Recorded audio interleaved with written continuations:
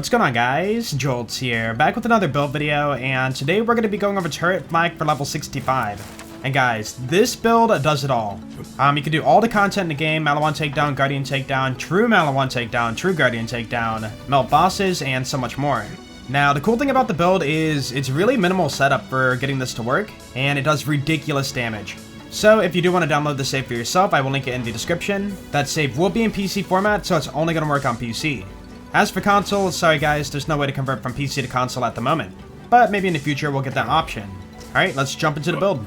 So the focus of the build is going to be the Monarch, so you want to be going for on action skill and lifesteal, and also consecutive hits annoyance. Lifesteal is for the mobbing setup, so you're never going to die, and consecutive hits is going to be for your bosses. Now you might be thinking, why not use a damage anointed Monarch for mobbing? Guys, you saw the intro. The Monarch does so much damage that adding more damage on your insta-kill setup isn't going to make it much better for mobbing. At that point, you might as well focus on survivability and make sure you don't go down. Also, you do want to make sure you're full HP to get the most out of the power inside skill. So we have our basic setups of Shock, Fire, and Corrosive Monarchs with lifesteal on them. If you do have a no element Monarch, that's going to work fine too. You don't have to stress about getting every element for this gun. Slot number 4, use whatever you want. I just have a low level plumage for rocket jumping if I want to. Now you could slap on a Plague Bearer or Backburner or whatever for second wins, but for me the Monarch already does it all, so that's my second win weapon. For the shield, you want to use the Frozen Heart. Ideally get the action skill Start Anoint, so basically when using Fadeaway you're going to freeze everything on the battlefield, and you can spray down the enemies without any hassle. Also the Nova heals, so you will be back to full HP. Guys, recently they made Novas do Mayhem scaling, so one Nova is going to bring you all the way back to full HP. Now you actually don't want to use the Frozen Snowshoe because it won't actually heal you right. That shield only heals when you slide into the enemy. That's it. It will not heal you if you activate the action skill Start Anoint or if your shield breaks. Yeah, it might be a bug because with the Frozen Snowshoe, when your shield breaks or if you activate the Start Anoint, you can see the healing trails coming at you, but they don't heal you. It might be bugged, so I'm hoping it gets fixed soon. So yeah, the Frozen Heart's going to be a way better choice over the Frozen Snowshoe. For the class mod, the Stack Bot. This will boost up your damage by a ridiculous amount. For every critical hit you land, you will get 5% gun damage. After 100 critical hits in a row, you're going to cap out at 500% bonus gun damage. That is a stupid amount. So yeah, the Monarch's a high fire rate multi-pellet weapon, so it's going to stack it extremely fast and fadeaway. As for the skills, I do recommend rolling at least 3 on Pack Tactics. That will boost up your gun damage a little bit more. If you're going for perfection, get +2 on the Fast and the Furious. That's going to be a little more gun damage and movement speed. Now, if you don't have DLC, I do recommend the Cosmic Stalker for mobbing, and the Bounty Hunter for bossing. If you do have it, use the Fish Lap for your grenade. This grenade does melee damage when you throw it. With that in mind, you can deliver a Groundbreaker, you know, the Guardian rank skill, and that means you can chuck this thing for 100 million, 150 million damage. Basically, the Groundbreaker skill is going to one-shot a lot of things. Now, if you missed the Cartel event, I do recommend the P-Nade. This will debuff the enemy by 20% for 6 seconds. As for the Anoint, action skill and elements. For the artifact, the Pearl of Knowledge. This will give you a 90% damage bonus all the time. Ideally, try to get it with the mag-sized passive on it. Now, if you don't have DLC, I do recommend the Victory Rush. More Monarchs and a Stopgap. The Stopgap is only for bossing. Yeah, as you might know, a lot of bosses cannot be frozen, so the Frozen Heart won't be all that great. If you have a Stopgap with the action skill Start Anoint, that means as soon as you activate Fadeaway, you're going to be invincible for 5 seconds. Like I said before, we have more P-Nades and a Cutpurse Launchpad. The Monarch does consume a lot of ammo very fast, so if you need to regen some ammo, I do recommend this. Just slam the floor and the rockets will give you ammo back. And finally, a Snowdrift just for getting around. Alright, that's it for all the gear, so let's go over the skill tree. First off, we have Fadeaway, and that's going to allow you to do automatic crits for a short time. With that in mind, you can stack up your stack bot and do crazy damage. For the augments, Gorillas in the Mist and Unblinking Eye. Gorillas in the Mist to stack your stack bot to full, and Unblinking Eye for a lot more crit damage. So for pairing system, that's going to be more HP and health regen. Furious Attack, you can shoot the enemy and get a stack, and that will stack 10 times. That will give you more gun damage, handling, and pet damage. Only 1 point in all my BFFs. You're going to share a portion of your health regen for your pet. This is going to make your pet never die. We have Overclocked, that will give you a lot more fire rate, like the wounds, so when you go to fight for your life, your pet can revive you. Now with this build, you pretty much never go down, but if you happen to, your pet can save you. Turn tail and run. While moving, you get health regen and damage reduction, and while standing still, you get gun damage and fire rate. The Fast and the Furious, if you're above half HP, you have bonus gun damage, pet damage, and movement speed. 2 points in Rage and Recover. When you get a kill, you and your pet get health regen. Finally, for the green tree, we have the Power Inside. when you activate your action skill not at full HP, you get a 25% damage bonus.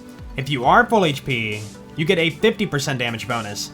Remember, we're always going to be full HP with our passive healing or the healing annoyance, so you should always have a 50% damage bonus. For Orange Tree, we have Interplanetary Stalker. When you get a kill, you get a stack, and that can stack 3 times. For each stack, you're going to get 13% more damage. Now, depending on the enemies you killed, you get extra bonuses. If you kill a robot, you get bonus corrosive damage. If you kill a humanoid, you get bonus action skill damage. And at the bottom, you can't see it, but if you kill a beast, you get movement speed. Leave no trace. When you score a critical hit, you have a chance for ammo back. Second intention, only 2 points here. That is just to move down the skill tree, and you get bonus reload speed.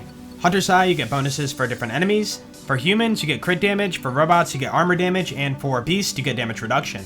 Now we have head count. When you score a critical hit, you have a chance for action skill cooldown.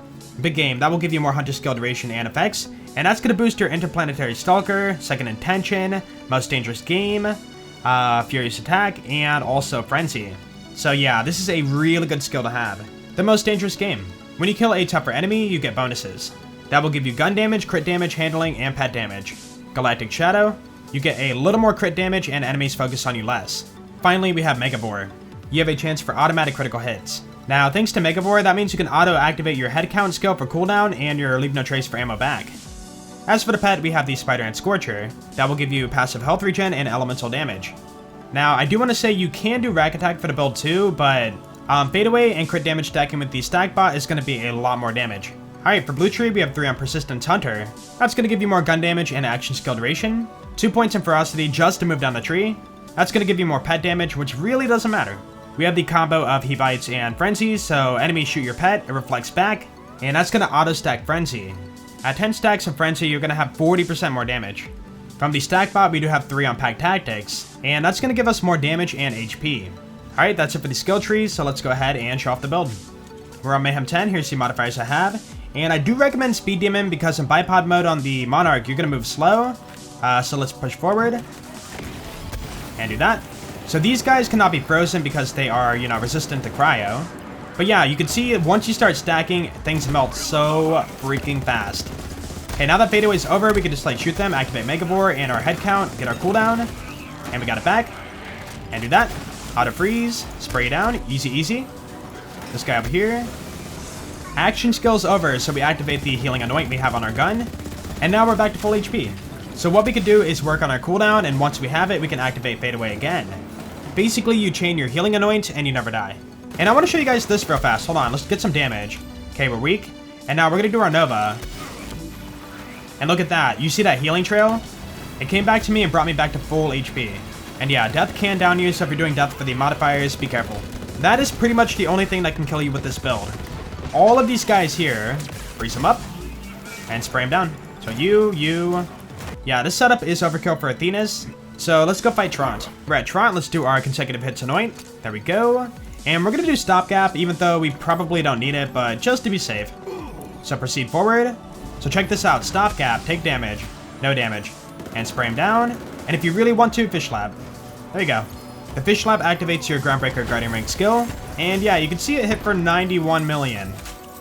So that is 25% of the damage we just did with our Monarch. Now for Grave Ward, we have consecutive hits fire. Bipod mode. Spray that. And if you really want to, yeah, Fish Lab too, but he already died. So I think you guys get the point now. This build is ridiculous. If you're looking for a quick and easy way to, melt all the content in the game, I do recommend this build. Again, if you do want to download it for yourself, I will link it in the description. And save is in PC format, so it's only going to work on PC.